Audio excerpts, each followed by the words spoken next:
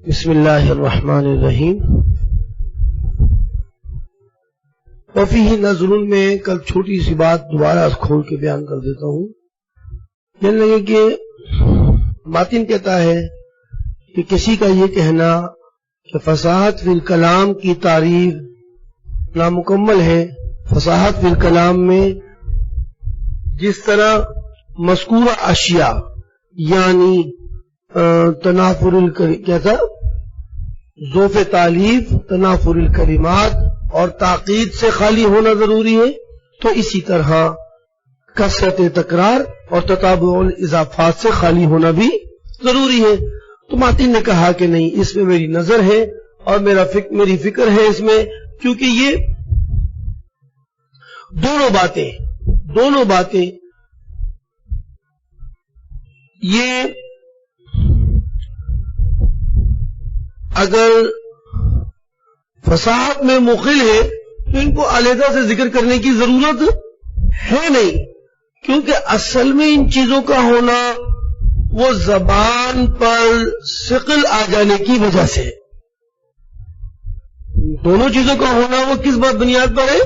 زبان پر، کیونکہ یہ جب تکراریں اضافت کے ساتھ کوئی چیز ہو یا کثرت تکرار ہو یا تتابع الاضافات ہو، تو اس کی وجہ سے اگر ہوا تو زبان پر ثقل ہی آئے گا، اور زبان پر ثقل کا آ جانا ہم نے تنافر میں ذکر کر تو دیا ہے، بس بات ختم ہو گئی۔ اور اگر زبان پر ان کی وجہ سے ثقل نہیں آتا، کثرت تکرار اور تتابع الاضافات سے اگر ثقل نہیں آتا تو وہ تنافر میں داخل نہیں ہے، کلام کی فصاحت میں مخل ہی نہیں ہے، کلام کی فصاحت میں مخل ہی نہیں ہے، اور اگر ہے تو زبان پر ثقل کی وجہ سے، اور وہ تنافر سے ہو چکا، تو لہذا ان کو ذکر کرنے کی ضرورت نہیں ہے۔ اور یہ ہو کیسے سکتا ہے سوال کہ کثرت تکرار اور تتابع الاضافات یہ کلام کو فصاحت سے کیسے نکال سکتا ہے، جبکہ قرآن کریم میں احادیث میں اس جیسی مثالیں یعنی کثرت تکرار اور تتابع الاضافات موجود ہیں۔ اگر ان کی وجہ سے کلام کے اندر فصاحت خراب ہوگی تو پھر آیات میں اور احادیث میں آپ کیا جواب دیں گے؟ تو بہتر یہ ہے کہ یہی بات کی جائے کہ اگر ان کی وجہ سے زبان پر ثقل آئے گا تو وہ تنافر ہے، تنافر کی وجہ سے خارج ہے، اور اگر نہیں ہے تو کوئی حرج نہیں ہے، کلام کی فصاحت میں کوئی خرابی نہیں آئے گی، کیونکہ دیکھیں آپ یہ کیسے ہو سکتا ہے کہ ہم کثرت تکرار کو اور تتابع الاضافات کو مخل الفصاحت کہہ دیں، یہ کیسے ہو سکتا ہے؟ قرآن کریم میں دیکھیے، قرآن کریم میں ہے دعب پورا لفظ کیا ہے؟ دعب قوم نوح، یہی سے نا، دعب مضاف، قوم مضاف، نوح مضاف الیہ، کتنی بڑی اضافت ہو گئی۔ وذکر رحمتی رب، ذکر رحمت رب کا 4 اضافتیں ہو گئی۔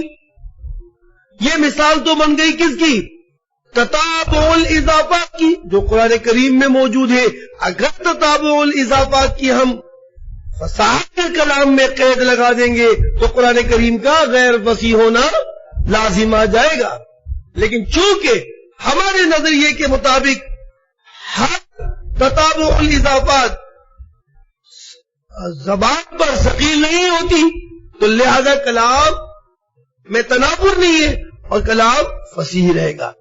وَنَفْسٍ وَمَا سَوَّاهَا فَأَلْهَمَهَا فُجُورَهَا وَتَقْوَاهَا۔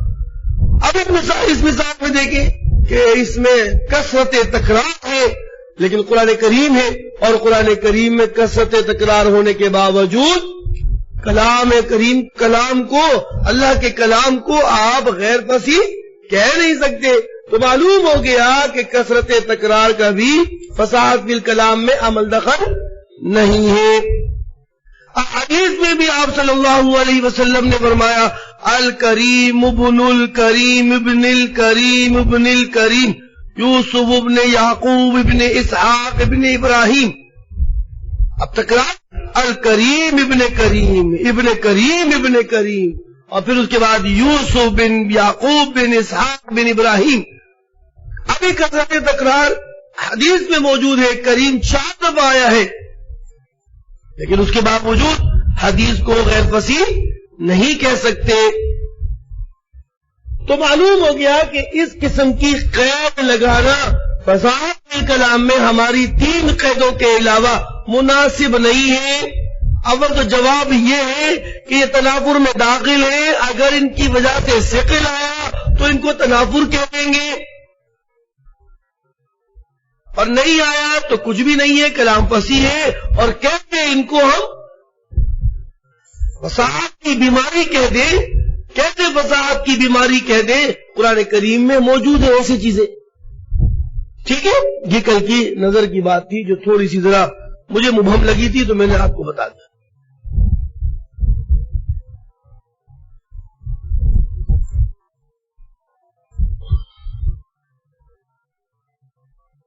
اب یہ فصاحت فی المتکلم.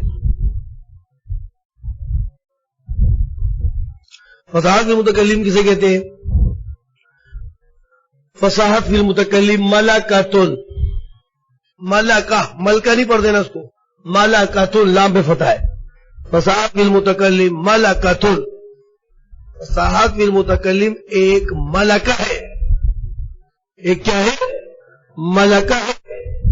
متن پڑھیے گا یقتدر بہا علی التعبیر، کہ متکلم اس ملکے کے ہوتے ہوئے قادر ہوتا ہے علی التعبیر عن المقصود، مقصود کی تعبیر پر.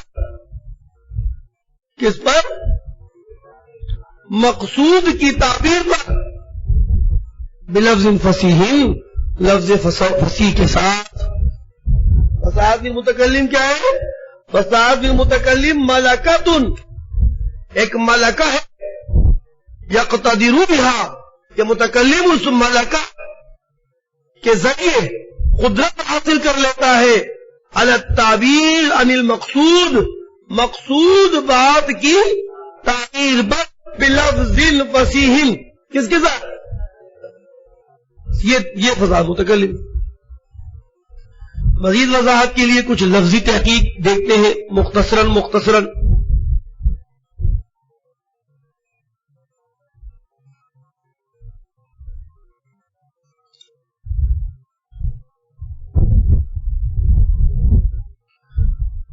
ملکہ سے کہتے ہیں، ملکہ مادی اشارے ترجمہ کرتا ہے ملکہ کا. وہی کیفیت راسخۃ فی النفس، ملکہ کیف کا نام ہے، کیفیت کا نام ہے. ایسی کیفیت جو نفس میں جم جائے. بولیے گا، نفس میں راسخ ہو جائے، نفس میں پختہ ہو جائے، نفس میں مضبوط ہو جائے، نفس میں مستحکم ہو جائے، نفس میں قوی ہو جائے. جو لفظ آپ ترجمہ میں لے آئے، راسخ کا معنی کر دیا میں نے. ملکہ کسے کہتے ہیں؟ وہ کیفیت ہے، یہ وہ کیفیت ہے جو نفس میں راسخ ہو جائے، یعنی جم جائے، یعنی قوی ہو جائے، یعنی مستحکم ہو جائے، یعنی مضبوط ہو جائے، وغیرہ وغیرہ وغیرہ. جتنے بھی اردو کے مضبوطی کے الفاظ ہیں سب لگاتے ہیں. اور کوئی نظر نہیں آئے گی آپ کو چیز. متکلم فصیح کسے کہو گے؟ میں متکلم ہوں، مجھے فصیح کیسے کہو گے آپ؟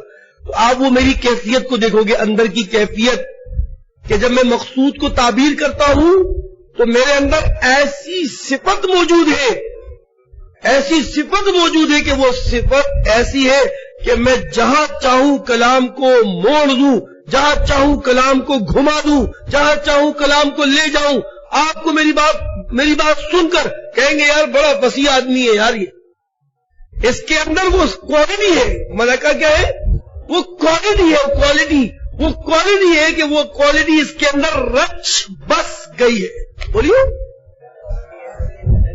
وہ اس کے اندر رچ بس گئی ہے، اندر رچ بس گئی ہے، یہ اس سے جدا ہو نہیں سکتی. یہ جب بھی کلام کرے گا تو ایسی بات کرے گا کہ آپ حضرات کہیں گے یار بہترین گفتگو کرنے والا شخص. یہ اس کو کہتے ہیں فصاحت فی المتکلم. ایسی کیفیت، ایسا ملکہ، ایسی کیفیت گفتگو میں کہ وہ کیفیت اس گفتگو کے اندر اس میں راسخ ہو گئی ہے. شاید میری بات آپ ملکہ سے اتنی سمجھے نہیں، میں تھوڑی سی اور تشریح کرنا چاہوں گا. ملکہ میں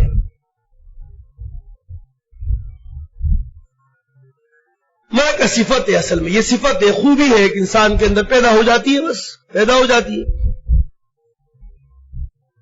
عادت جس کو کہتے ہیں اندر پیدا ہو گئی ہے. میں تھوڑی سی تشریح کرنا چاہوں گا ملکہ کو سمجھانے کے لیے. ملکہ یہ امتحان میں آ جاتے ہیں نا، ملکہ کیا چیز، وہ یہ لفظ بہت استعمال ہوتا ہے. یار آپ ملکہ ہے اس کے اندر، تو یار کلام کا ملکہ ہے، کام کا ملکہ ہے، ایسا لفظ بولتے ہیں ملکہ. یعنی آپ کیا بولتے ہیں، نہیں بولتے، آپ بولیں گے انشاءاللہ، آنے والی نسل بولے گی آپ کی. تھوڑا سمجھانا چاہوں گا. اول مرتبہ میں جب کوئی خوبی، کوئی صفت نفس میں حاصل ہوتی ہے نا، اول مرتبے میں، اول بچہ ہوا سمجھدار، اول مرتبے میں جو خوبی اور صفت انسان کو حاصل ہوتی ہے نا، اس کو حال کہتے ہیں. کیا کہتے ہیں؟ اس کو حال کہتے ہیں. اول درجے میں جو صفت انسان کو حاصل ہوتی ہے اس کو اول درجے میں کیا کہتے ہیں؟ حال کہتے ہیں.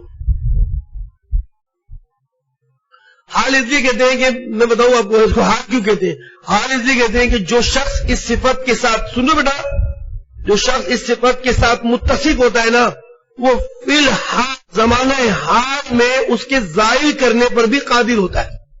آ گئی چلی گئی صفت، آئی اچھی عادات پیدا ہوئی، اچھی صفت پیدا ہوئی، آپ سے بہت اچھی سے باتیں کر رہے تھے، اچانک پتہ نہیں کیا پیش آیا، فی الحال وہ جو اچھے اخلاق تھے ختم ہوئے، اچھی عادت ختم ہوئی، مار دھاڑ شروع کر دی، وہ عادت ختم ہو گئی. ارے کیا ہوا، ابھی تو آپ بہت اچھے تھے. فی الحال وہ صفت زائل بھی ہو جاتی ہے. اس لیے اس صفت کو جو اول درجے میں حاصل ہوتی ہے اس کو حال اس لیے کہتے ہیں کہ جس شخص میں یہ صفت آتی ہے وہ زمانہ حال میں اس کو زائل کرنے پر بھی کیا ہوتا ہے؟ قادر ہوتا ہے.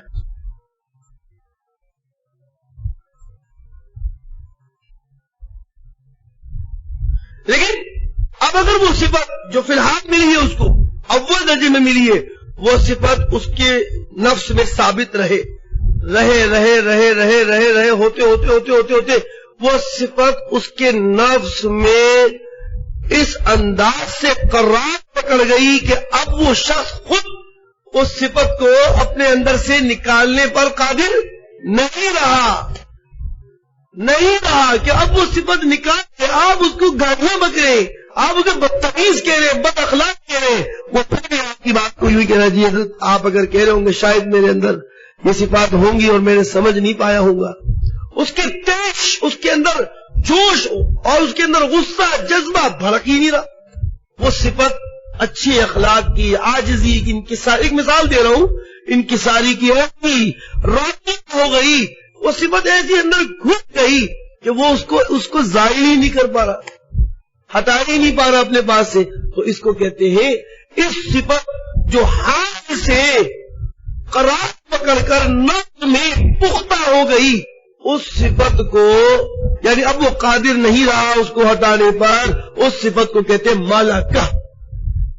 یہ ہے ملکہ، ہے صفت لیکن ملکہ. رچ بس جانا، اس صفت کا رچ بس جانا، یہ ملکہ ہے. بھائی کیا یہ ملکہ؟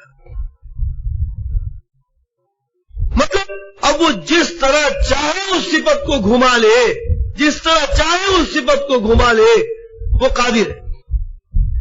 وہ صفت ہٹانے پر قادر نہیں ہے. آج بات سمجھ؟ تو میں نے کہا اول درجے میں جب صفت حاصل ہوتی ہے تو اس صفت کو کیا کہتے ہیں؟ حال. اور حال کو کہتے ہیں کہ فی زمانہ حال میں وہ اس صفت کے ظاہر کرنے پر بھی کیا ہوتا ہے؟ قادر. یہ وجہ تسمیہ ہے. پھر اس کے بعد وہ صفت اگر محض میں کیا ہو جائے، ثابت ہو جائے اور قرار پکڑ جائے، پکڑتے پکڑتے وہ شخص صاحب صفت آدمی اس حیثیت میں پہنچ جائے کہ اس صفت کو ظاہر کرنے پر وہ قادر نہ ہو، تو ایسی صورت میں وہی صفت اب کیا بن جاتی ہے؟ ملکہ، جس کو آپ ہار کے رہے تھے اور ظاہر ہو سکتی تھی، لیکن اب اس صفت کو کیا کریں گے؟ ملکہ۔ ملکہ کا معنی اب یہی ہے کہ اب وہ اس کے اندر ایسی صفت آ چکی ہے کہ وہ جس طرح چاہے اس صفت کو کیا کر لے؟ گھما پھرا سکتا ہے۔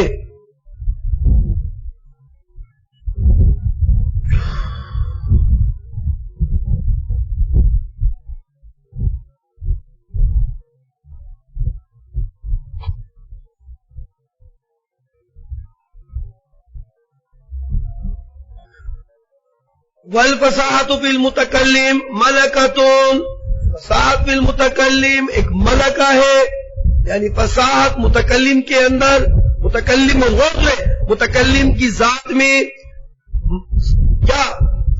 کیا متکلم میں کیا فصاحت، متکلم میں فصاحت کا ہونا، اصل میں وہ ایک فصاحت ملکہ ہے، یہ فصاحت صفت ہے، وہ فصاحت متکلم میں کیا ہے؟ ملکہ ہے۔ اور ایسا ملکہ ہے کہ یقتدر بہا، کہ اس ملکہ اس صفت کے ذریعے سے وہ قادر ہوتا ہے کس پر؟ مقصود کی تعبیر کرنے پر، کس کے ساتھ؟ لفظ فصیح کے ساتھ۔ تو یہ فصاحت ایک ملکہ ہے متکلم کے اندر، چل گیا بھائی؟ ملکہ وہی کیفیت راسخۃ فی النفس، اصل میں یہ کیفیت وہ ہے جو جم جائے نفس میں، راسخ ہو جائے نفس میں۔ کیفیت کسے کہتے ہیں؟ مقولات عشرہ تو آپ نے پڑھے ہوں گے، مقولات عشر پڑھے؟ پتہ نہیں زمانہ جاہلیت کہاں گزرا آپ کا۔ کیفیت ایک عرض ہے، کیفیت ایک کیا ہے؟ اصل میں موجودات کو اثر کے لحاظ سے متکلمین تقسیم کرتے ہیں۔ ایک موجودات سے مراد ان کا یہ ہوتا ہے کہ موجودات ان چیزوں کو کہتے ہیں جو عدم سے وجود میں آ جائے اور پھر وجود سے معدوم ہو جائے، وہ چیزیں کہتے ہیں مقولات عشرہ ہے، مقولات عشرہ ہے، مقولات عشرہ۔ اس میں ایک عرض ہے اور ابتدان ایک عرض ہے اور دوسرا جوہر ہے۔ جوہر میرا خیال ہے مجھے تھوڑا یو ٹرن لینا چاہیے، یو ٹرن لینا چاہیے اور مجھے اپنی طرف اس گفتگو کو چھوڑ کر دوسری طرف مڑ جانا چاہیے۔ چلتا ہوں میں، خیر چلو، ایک عرض ہے اور ایک جوہر ہے۔ کیفیت بھی نا انہی مقولات عشرہ میں سے ایک ہے۔ کیفیت کم ہے، کیف ہے، اور اللہ آپ کا بھلا کرے اضافت ہے، فعل ہے، فعال ہے، وضع ہے، ٹھیک ہے؟ کیفیت بھی ایک عرض ہے، عرض، کچھ اس میں نسبیہ ہے، کچھ غیر نسبیہ ہے۔ تو کیفیت ایک عرض ہے، عرض اسے کہتے ہیں جو قائم بالغیر ہو۔ والکیفیت، لیکن کیفیت کیسا عرض ہے؟ کہتے ہیں کیفیت عرض ایک عرض ہے اور اس کا معنی ہے لا يتوقف تعقله على تعقل الغیر۔ جیسے دیگر عروض میں یہ ہوتا ہے، عرض میں یہ ہوتا ہے کہ اس کا سمجھنا غیر پر کیا ہوتا ہے؟ موقوف ہوتا ہے، لیکن کیفیت ایک ایسا عرض ہے کہ لا يتوقف تعقله على تعقل الغیر، کہ اس کا سمجھنا غیر کے سمجھنے پر موقوف نہیں ہوتا۔ وَلَا تَقْتَضِي الْقِسْمَةَ وَلَا قِسْمَةَ، اور کیفیت ایک ایسی چیز ہے جو قسمت کو اور لا قسمت کو تقاضا کرتی۔ لفظ یوں بولیں گے، قسمت کو تقسیم ہونے کو اور لا قسمت یعنی تقسیم نہ ہونے کو کا تقاضا نہیں کرتی، فی محلی ہی اپنے محل میں۔ کیفیت کو آپ ڈیوائڈ نہیں کر سکتے، کیا نہیں کر سکتے؟ تقسیم نہیں کر سکتے آپ۔ اقتضاء اولیہ فی ذاتہ، اولین کا معنی ذات، فی محل اقتضاء اولیہ، اول اقتضاء میں یعنی بالذات آپ اس کو تقسیم اور لا تقسیم نہیں کر سکتے۔ یہ ہے کیفیت. اسے کہتے ہیں کیفیت. کیفیت ایک ایسی چیز، ایک ایسا عالم ہے کہ اس کا سمجھنا غیر کے سمجھنے پر موقوف نہیں ہوتا، اور نہ ہی وہ قسمت اور لا قسمت کا تقاضا کرتی ہے اپنے محض میں، اور یہ تقاضا ذاتی ہوتا ہے. یہ اقتضاءً کیا ہے؟ اولیاً اے ذاتیاً.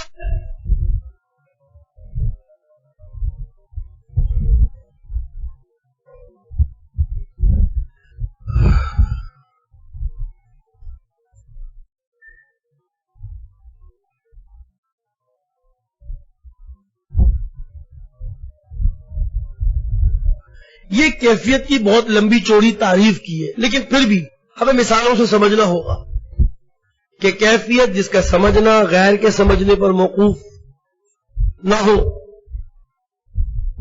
اور نہ ہی وہ قسمت کو تقاضا کرے اور لا قسمت کا تقاضا کرے اپنے محل میں، اور یہ تقاضا نہ کرنا یہ ذاتی ہو. یہ تقاضا نہ کرنا کیا ہو؟ ذاتی. یہ کیا ہے؟ کچھ مثال سے یہ تعریف سننے کے بعد اب آپ سنیے میری بات. آراز تو بہت سارے، ایک آراز نسبیہ ہے اور ایک آراز غیر نسبیہ ہے.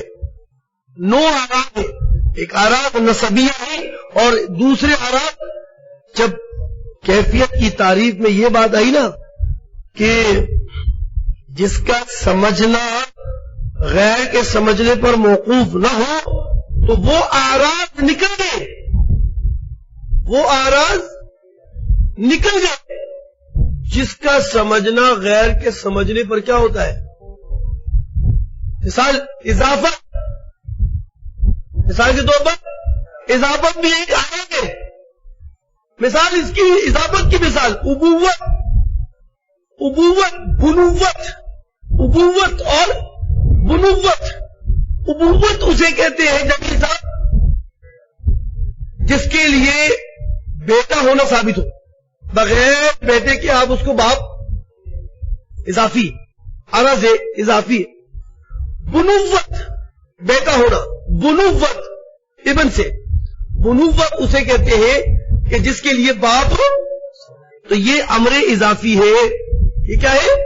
امر اضافی ہے. عرض ہے امر اضافی بغیر اضافت کے سمجھ میں. اور کیفیت کیا چیز ہے؟ یہ بھی عرض ہے لیکن اس کا سمجھنا غیر کے سمجھنے پر موقوف. تو اس سے کیا نکل گیا؟ وہ عرض نکل گیا جیسے اضافت، کیونکہ اس کا سمجھنا غیر کے سمجھنے پر موقوف ہے. فعل، فعل کے معنی تاثیر ڈالنا. فعل کے معنی یہ بھی عرض ہے، تاثیر ڈالنا. تاثیر ڈالنے کے لیے جس پر تاثیر ڈالی جائے گی اس وقت تک وہ فعل سمجھ میں.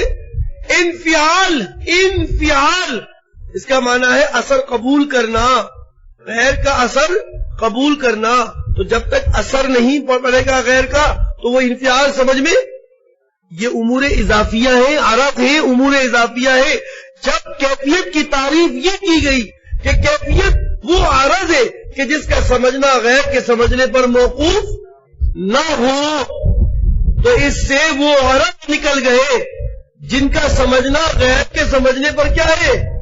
موقوف ہے. یعنی اضافات، یعنی فعل جس کے معنی تاثیر ڈالنا، اور یعنی انفعال جس کا معنی اثر کو قبول کرنا. ہم نہیں کہتے یار اس شخص کے اندر صفت انفعال بہت ہے، ادھر صفت انفعال بہت ہے، یہ غیر کا اثر قبول کر لیتا ہے. تو اثر قبول کرنے کے لیے غیر ہونا چاہیے نا بھائی، تاثیر ڈالنے کے لیے غیر ہونا چاہیے نا بھائی. جب تک فعل سمجھ میں کہاں سے آئے گا؟ چلیے وَالْكَيْفِيَّةُ عَرَضٌ لَا يَتَوَقَّفُ تَعَقُّلُهُ عَلَى تَعَقُّلِ الْغَيْرِ. اس پہلی قید لگانے سے فَخَرَجَ بِالْقَيْدِ الْأَوَّلِ الْأَعْرَاضُ النَّسَبِيَّةُ. کون خارج ہو گئے؟ اعراض نسبیہ خارج ہو گئے، جیسے اضافہ، فعل، انفعال ونحو ذلک. اور جب یہ کہا کہ لا یقتضی القسمت، کیفیت وہ ہے کہ آپ اس کو تقسیم نہیں کر سکتے. کیفیت وہ ہے کہ وہ لا تقسیم بھی نہیں ہو سکتا. تقسیم کی بھی بات نہیں آئے گی اور لا قسمت کی بات بھی نہیں آئے گی. یعنی وہ تقاضا نہیں کرتا قسمت کا، تقسیم کا، اور نہ ہی لا قسمت کا. اب اپنے محل میں. تو یہ لفظ لگانے سے، قسمت لگانے سے عرض کم خارج، عرض کمیت خارج، کمیت بھی ایک عرض ہے خارج.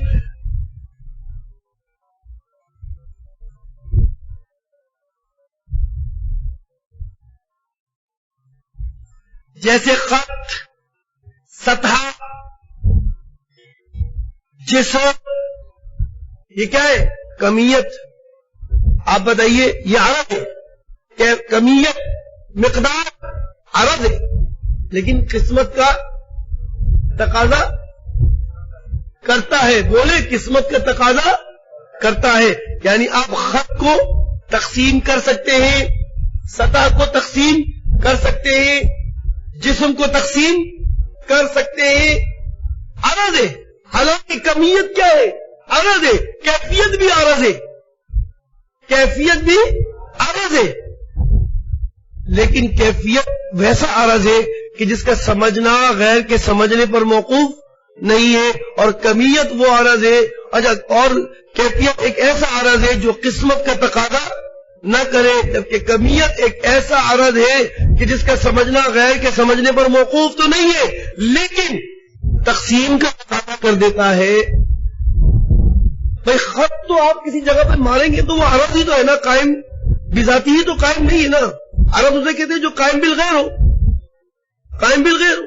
تو کمیت، یہ خط، یہ سطح، یہ جسم، یہ قائم بالغیر ہے، لیکن تقسیم کا تقاضا کر رہے ہیں. تو کیفیت کی تعریف سے خارج. بولیے.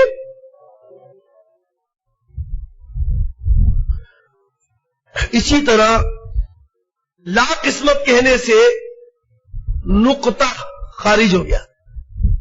لا قسمت کہنے سے کیا خارج ہوا؟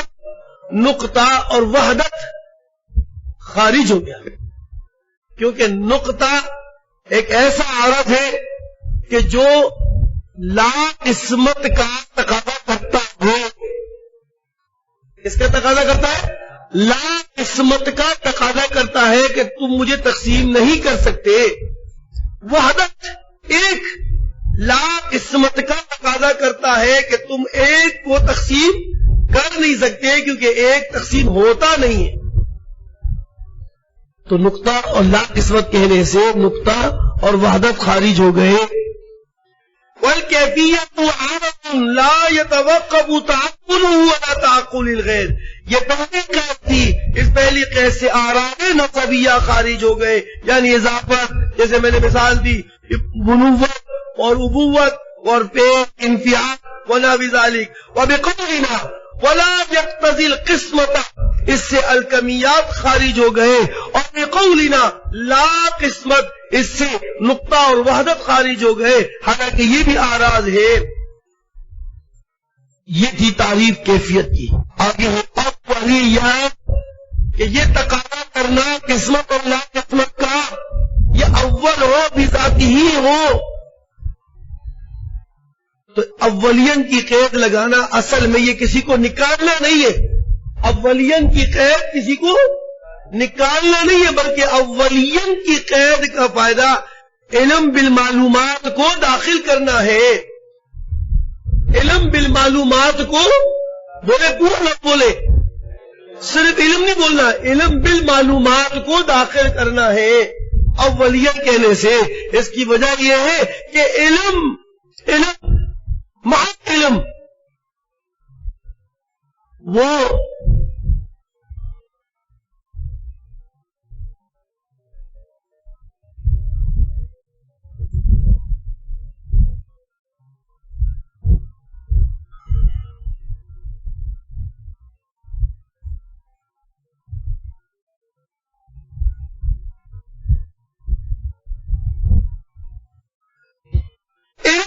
ایسی کیفیت ہے جو قسمت اور لا قسمت کو اولیت کا معنی ہے بذات ہی، بذات وہ تقاضا نہیں کرتا. تو علم بالمعلومات کو داخل کرنا ہے، اس لیے کہ علم بالذات، علم بالذات وہ تقسیم کا اور لا قسمت کا تقاضا نہیں کرتی. اگرچہ معلومات کے لحاظ سے اگرچہ علم بالمعلومات وہ قسمت اور لا قسمت کا تقاضا کرتے ہیں، اگرچہ علم بالمعلومات جب علم کے ساتھ کچھ معلومات جمع ہو جائے تو وہ جو قسمت اور لا قسمت کا تقاضا کرتے ہیں، لیکن باعتبار معلومات کے باعتبار ذات کے علم تقسیم نہیں ہوتا۔ تو اولین کی قید داخل کر کے انہوں نے علم بالمعلومات کو داخل کیا ہے کہ علم بالمعلومات کے لحاظ سے تو قسمت اور لا قسمت کا تقاضا کرتا ہے، لیکن علم بالذات تقسیم اور لا تقسیم کا تقاضا نہیں کرتا، تو لہذا کیفیت کی تعریف میں علم بالمعلومات بھی داخل ہوں گے۔ وقومنا اولیت اے ذاتیت، یہ احترامی نہیں بلکہ دخول کے لیے قید لگائی ہے، لیدخل فیہ مثل، تاکہ داخل ہو جائے تعریف میں علم کیفیت بالمعلومات کے ساتھ داخل ہو جائے، اور اگرچہ مقتضی قسمت اور لا قسمت ہے، اگرچہ یہ تقاضا کرتے ہیں قسمت اور لا قسمت کا، لیکن کس اعتبار سے؟ بالذاتی نہیں۔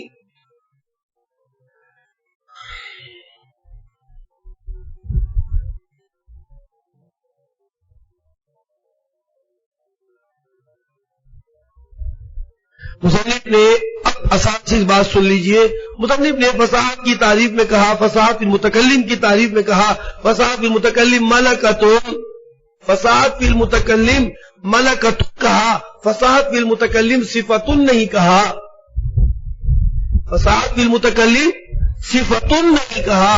اس کا وجہ یہ ہے کہ اصل میں مصنف یہ بتانا چاہتے ہیں کہ کوئی شخص اگر لفظ فصیح کے ساتھ مقصود پر تعبیر کرنے پر قادر ہو لیکن وہ صفت اس میں راسخ نہ ہو، اگرچہ اس نے مقصود الفاظ فصیحہ سے بیان کیا لیکن اس کو فصیح نہیں کہیں گے۔ ملکتن کہا، صفتن نہیں کہا، اس بات کی طرف اشارہ کرنے کے لیے کہ اگر کوئی شخص فصیح الفاظ کے ساتھ مقصود پر تعبیر کر لے لیکن وہ تعبیر کرنے پر وہ صفت اس کے اندر راسخ نہ ہو تو اس تعبیر پر اس کو فصیح بالمتکلم، فصاحت بالمتکلم نہیں کہیں گے۔ ایک دو جملے اگر کسی نے فصاحت کے ساتھ کہہ دیے تو آپ اس کو فصاحت بالمتکلم کی صفت میں شامل نہیں کریں گے، اس لیے کہ فصاحت بالمتکلم کے لیے اس صفت کا راسخ ہونا، ملکہ ہونا ضروری ہے۔ اس لیے مصنف نے صفتن کی جگہ پر کیا بولا؟ ملکتن۔ تو میں دو چار لفظ بول دوں، دو چار جملے بول دوں، آپ بول دیں، دو چار اچھے فصیح الفاظ کے ساتھ جملے بول دیں، تو آپ اور میں فصاحت المتکلم کی تعریف میں داخل نہیں ہوں گے، کیونکہ فصاحت المتکلم کی تعریف میں کیا چیز ہے کہ وہ صفت جو فصاحت میں استعمال ہوئی ہے اس میں اس کا ملکہ ہو۔ فقطہ ملکہ اشعار، یہ خبر دینا ہے، بتلانا ہے یہ لفظ کہہ کر کہ بِأَنَّهُ لَوْ عَبَّرَ، کہ اگر کوئی شخص تعبیر کرے مقصود پر لفظ فصیح کے ساتھ، لا یسمى فصیحا فی الاصطلاح، اس کو اصطلاح میں فصیح کا نام نہیں دیں گے، ما لم یکن ذالک راسخا فیہ، جب تک وہ صفت اس میں راسخ نہ ہو جائے۔ تو گویا میری بات یہ ہو گئی کہ دو چار جملے کہہ دینے سے کوئی لفظ فصیح کے ساتھ دو چار جملے کہہ دینے سے کوئی فصیح متکلم کی تعریف فصاحت المتکلم میں داخل نہیں ہوگا جب تک کہ وہ فصاحت کی صفت اس میں راسخ نہ ہو جائے۔ یقتدر بها تعبیر المقصود، فصاحت المتکلم اسے کہتے ہیں جو مقصود پر ملکہ کے مقصود کی تعبیر کرنے پر قادر ہو۔ یہاں پر بھی ایک سوال ہے کہ مصنف نے اللہ لفظ یقتدرو کہا، یعبرو نہیں کہا، لفظ کیا بولا؟ یقتدرو بولا کہ یقتدرو بہا، یہ نہیں کہا یعبرو بہا علی التعبیر عن المقصود۔ کیوں؟ کہتے ہیں کہ اصل میں اس لیے نہیں کہا کہ بعض اوقات کوئی فصیح متکلم، فصاحت المتکلم، تو جملے بول نہیں رہا ہوتا، چپ ہوتا ہے. کیا ہوتا ہے؟ چپ ہوتا ہے، تعبیر نہیں کر رہا ہوتا، خاموش بیٹھا ہوتا ہے. حالانکہ فصاحت کی صفت اس کے اندر بطریقہ عتم راسخ ہوئی بھی ہوتی ہے. تو کیا وہ خاموش بیٹھا ہوا ہوگا تو کیا اس کو فصیح نہ کہیں؟ فصیح نہ کہیں؟ فصیح کہیں گے.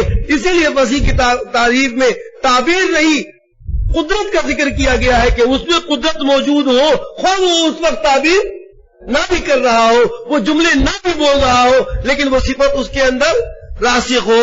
اس لیے یقتدیرو کا لفظ استعمال کیا، یعبرو کا لفظ استعمال نہیں کیا. ورنہ آپ ایک شخص متکلم فصیح ہے اور وہ گفتگو نہیں کر رہا، آپ اس کو فصیح متکلم نہیں کہہ رہے.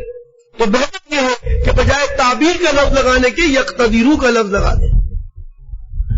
دون یقول یعبرو، لفظ یعبرو نہیں بولا، اشعار، یہ بتلانے کے لیے کہ بأنه یسمى فصیحا، کہ وہ شخص فصیح کہلائے گا اذا وجد فیہ تلک الملکہ، جس میں وہ ملکہ کیا ہو، پایا جائے.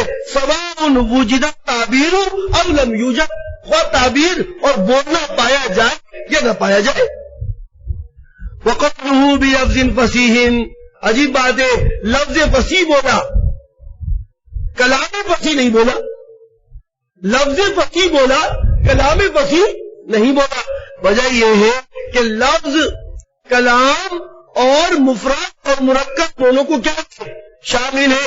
اگر کلام بول دیتے تو بعض اوقات فصیح متکلم وہ مفردات بھی بولتا ہے، وہ مفردات بولنے پر بھی کیا ہوتا ہے، قادر ہوتا ہے. تو اگر وہ مفردات بولے گا تو کیا آپ اس کو فصیح نہیں کہو گے؟ اگر کلام لفظ بلفظ صحیح کی جگہ پہ کیا بولتے، بکلام فصیح، تو آپ فصیح کس کو بولتے؟ جو کلام بولتا. اور اگر وہ مفرد بولتا تو آپ اس کو فصیح نہیں، کیونکہ فصیح فصاحت بالمتکلم کی تعریف میں کلام فصیح کا تذکرہ تھا، مفرد فصیح کا تذکرہ نہیں تھا. تو جو کلام مفرد کے ساتھ فصیح آدمی بولے گا پھر آپ اس کو فصیح نہیں کہتے. تو مصنف نے اس سے بچنے کے لیے کیا بول دیا، لفظ فصیح اور لفظ دونوں کو شامل ہے، مفرد کو بھی اور مرکب کو بھی. یعنی فصاحت بالمتکلم وہ شخص ہے جو تعبیر پر قادر ہو مقصود کی لفظ فصیح کے ساتھ، خواہ وہ لفظ مفرد ہو یا وہ لفظ مرکب ہو. بلفظ فصیح بولا لیعم المفرد والمرکبہ، تاکہ مفرد و مرکب دونوں کو کیا ہو جائے، عام ہو جائے، شامل ہو جائے. اما مرکب، مرکب کی مثال تو فظاہر، قرآن کریم کی جتنی بھی آیات وہ پڑھتا ہے وہ سب کیا ہے، کلام ہے، فصیح ہے. واما المفرد فکما تقول ان التعداد، مثال کے طور پر آپ پوچھتے ہیں بھائی فلاں کتنی چیزیں ہیں تمہارے پاس، کیا ہے، مشی عندک، تمہارے پاس کیا کیا چیزیں ہیں، تو آپ جواب دیتے دار، غلام، جاریہ، ثوب، بساط الی غیر ذالک، مفرد بولتے رہتے. تو اس وقت بھی اس شخص کو کیا کہیں گے، فصیح کہیں گے. اگرچہ سوال اس سے ہوا تھا کس کے بارے میں، مفرد کے بارے میں، تو مفرد کہنے سے بھی یہ فصیح کہلائے گا. تو لفظ فصیح بولا، کلام فصیح، کلام فصیح، بکلام فصیح نہیں بولا، تاکہ مفرد کہنے سے بھی یہ شخص کیا کہلائے، فصیح کہلائے. یہ تو بچوں فصاحت بالمتکلم، فصاحت بالمتکلم اسے کہتے ہیں کہ وہ ملکہ ہے، کہ وہ ملکہ ہے کہ یقتدر بہا، کہ اس ملکہ کے ذریعے سے وہ قادر ہو جاتا ہے علی التعبیر عن المقصود، مقصود بات کی تعبیر پر، بلفظ فصیح، کس کے ساتھ،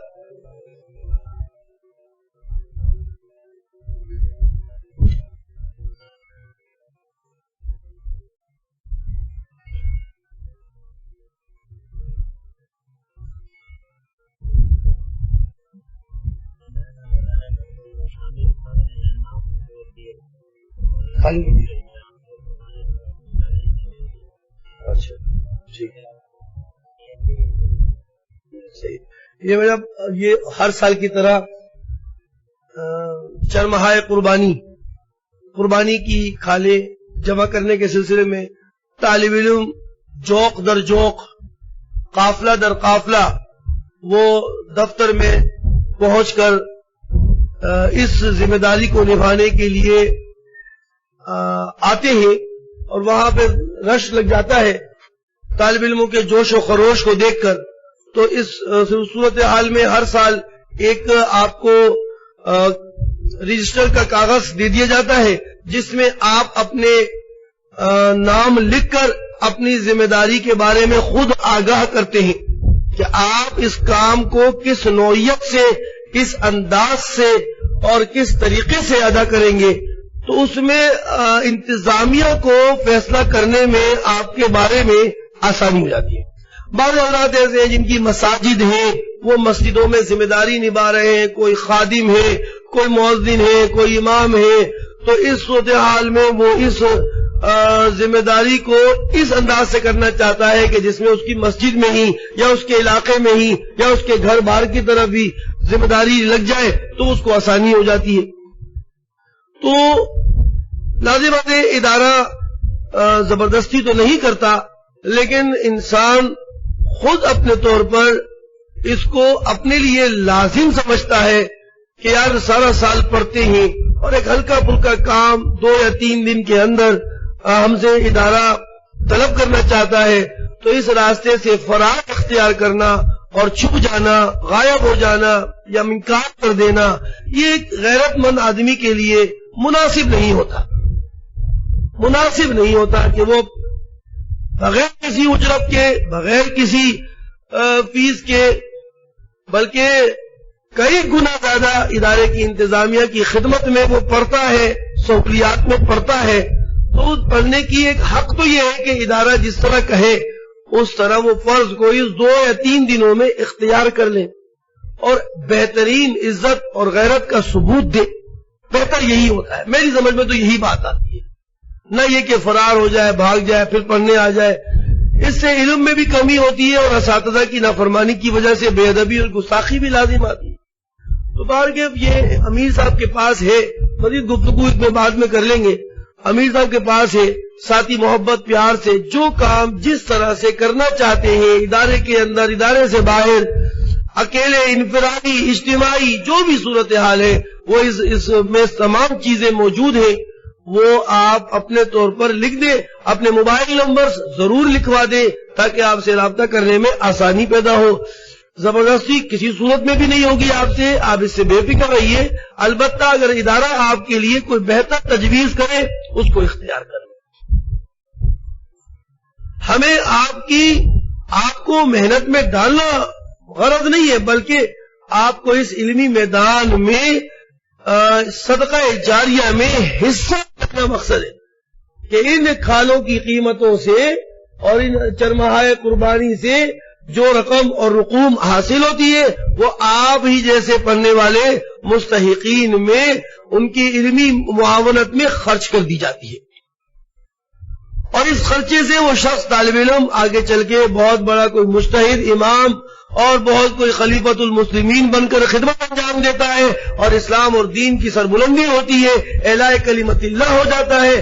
آپ بھی اس میں شریک ہو جاتے ہیں اور یہ بروز قیامت ہی کھل کے سامنے آئے گا کہ کون سی نیکی مخفی تھی، کون سی علل اعلان تھی اور آپ کو کیسے ثواب اور اجر سے نوازا جا رہا ہے. آپ خود حیران ہو جاتے ہیں کہ یہ کام میں نے نہیں کیا، لیکن اللہ تعالیٰ بہتر جانتے ہیں کہ آپ کے تعاون سے ادا ہوا ہے، آپ کے تعاون سے. سمجھ رہے نا؟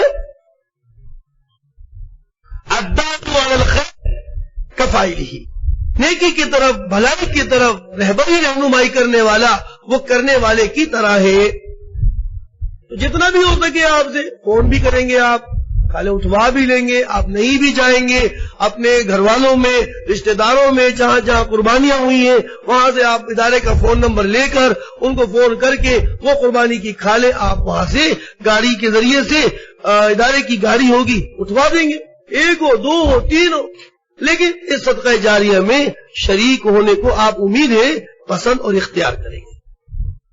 میں امید کرتا ہوں کوئی ساتھی بھی اس نیکی کے کام سے، اس وجہ سے کہ یہ عید کا دن ہے، عید کا دن کا تصور ہمارے یہاں یہود و نصارہ کی طرح نہیں ہے. عید کا تصور ہمارے یہاں عبادات کے اعتبار سے ہے.